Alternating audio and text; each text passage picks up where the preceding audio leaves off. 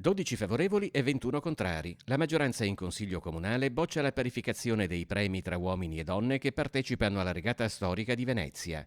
Presentando l'emendamento, la capogruppo del Partito Democratico Monica Sambo aveva evidenziato come con una spesa ininfluente nel bilancio comunale si sarebbe dato un segnale dal profondo significato simbolico. Dall'opposizione si chiedeva un voto bipartisan, ma l'orientamento della maggioranza pare da subito diverso. La suddivisione del montepremi nelle categorie che partecipano la decide l'assemblea dell'associazione regatanti. Io obiettivamente non me la sento di cambiare le prassi e se qualcuno non le ha cambiate nel passato, scusatemi, non ho capito perché bisogna cambiarle adesso. Alle motivazioni della maggioranza rispondono i consiglieri di opposizione favorevoli alla parificazione dei premi tra regatanti uomini e regatanti donne. Se le cose vanno in un certo modo da 70 anni, non è detto che le cose non possano migliorare. Se domani il comitato decidesse che, non so, gli atleti di colore non devono avere un premio, è evidente che ci sono delle cose sbagliate. L'atmosfera si riscalda nel dibattito che segue il voto contrario della maggioranza alla parificazione dei premi tra uomini e donne. Se abbiamo anche solo questo dubbio dal punto di vista politico, vuol dire che la situazione è gravissima,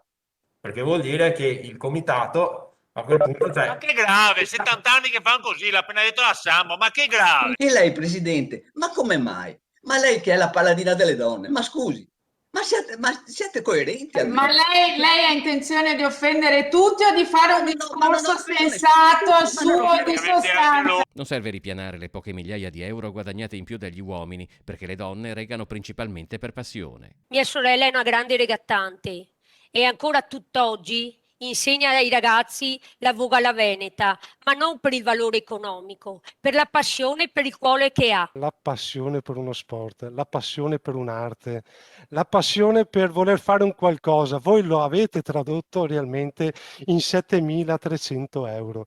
Assist, l'Associazione Nazionale Atlete, ha definito il voto di Venezia vergognoso e offensivo e chiederà l'intervento della ministra Bonetti, della sottosegretaria Vezzali e di ogni istituzione coinvolta nella regata storica.